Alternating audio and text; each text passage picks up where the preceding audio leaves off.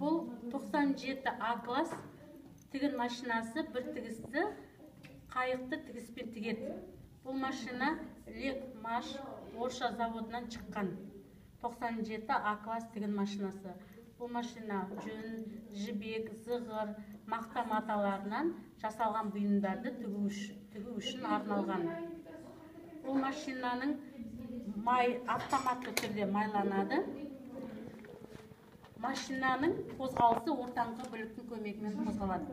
Бұл машинаның айналу жылдамдығы 5500 минутты құрайды. Бұл машинаның негізгі механизмдеріне ортаңғы білік, жеңқап, жең тірегі, маховик, платформа, двигатель, машинаны қосатын өшіретін кнопкасы педалынан, астыңғы педалынан тұрады, ине механизмі, челнок механизмі астындағы және жіп төккіштен тұрады. Бекітпе жазылмайтын механизм бар мына жерде. Бұл машинаның табанын көтерілу биіктігі 6 мм. Ал ине шаншым ұзындығы 2-ден 4 мм-ді құрайды. Бұл машинаның тігетін матаның қалыңдығы 4 мм-ге дейін матаны тігіп береді сіздерге. Бұл машинаның негізгі жаңа айттымда автомат түрде майланады. Осы жерде өзінің майы арқылы машинаға май автомат түрде таралады. Енді бұл машинада негізге қолданылатын жіп 65 немесе идеал жібі, ал иненің номері 75-тен 110-ға деген нөмірлі ине қолданылады. Енді бұл машинаның жоғарғы және төменгі жібін сабақтау реттілігін түсіндіремін. Ол үшін біз жаңа бобина жіп немесе идеал жібін өзінің тұғырына орнатамыз. Жіп бағыттауыш көздер арқылы өткіземіз. Содан кейін мына жерде жіп бағыттауыш көздері бар. И тағы да жең тірегінде 3 тесікті жіп бағыттауыш көздері бар. Содан өткіземіз. Оны как зигзаг ретінде өткіземіз. 1, 2,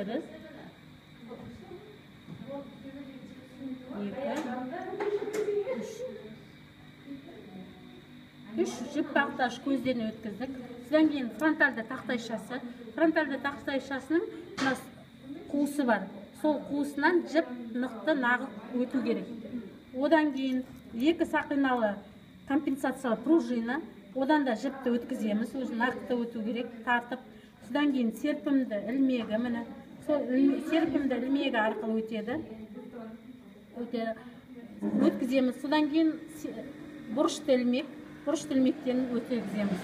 Содан кейін бұл жаңа фронтальды тақтайшасында жұдырықшасы бар. Көлемді жатық жұдырықшасы бар. Соның үстінен шалып өтеді жіп. Содан кейін жіп тартқыш көзінен өтеді. Жіп тартқыш көзінен өтіп, жіп солдан оңға қарай сабақталынады.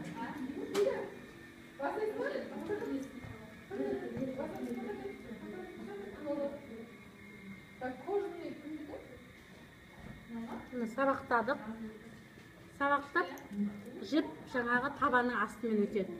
Мына жерде жылжымалы пластинаны ашамыз. Бұл жерде жаңағы жіп мата бағыттауыш көздері, түсті көздері бар.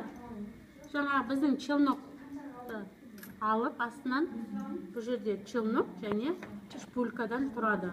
Бұны біз шпулькаға жіп төккіш механизмінен арқылы жіпті толтырып алуымызға болады. Енді қазір бізде жіпті қолмен орап толтырамыз.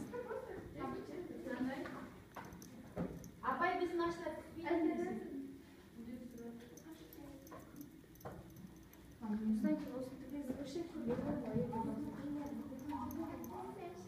қолмен толтырып алғаннан кейін өзінің челнокқа кіргіземіз шпульканы.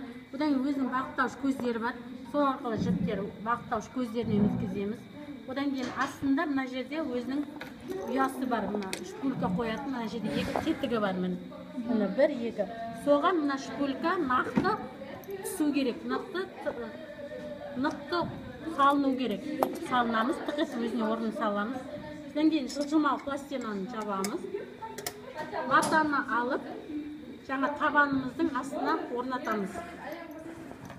Орнатқаннан кейін мұнда міндетті түрде маховик жұмысшыдан ары қарай, кейін қарай айналдыру керек. Сөйтіп, жаңағы жіпті шығарып аламыз астындағы. Міне, біз жіпті шығарып алдық. Маховикті өзімізден кейін қарай айналдыру арқылы жіпті шығарып алдық. Содан кейін матаны орнатамыз. Табанды түсіреміз. Міндетті түрде тігер кезде басында, аяғында бекітпе жасауымыз керек. Бекітпе міндетті түрде болу керек. Содан кейін машинаны қостық. Аяғымызды педалға қойып, ақырындап педалды басамыз. Басар кезде кішкене ғана жүргізіп аламыз да матамызға. Мына бекітпені басамыз. Бекітпені ақырын ғана басамыз да жіберіп қоямыз. Сол кезде машина әрі-бері қозғалып, бізге бекітпе жасап береді. Содан кейін ақырын тігіп, педальды ақырын басамыз да, ең соңында келгенде тағы да бекітпе жасаймыз. Тағы да бекітпені басамыз. Кейін қара машина қозғалды. Содан кейін тағы да педальға аяғымыз басып, жіпті тігіп, тақатып, матамызды тігеміз.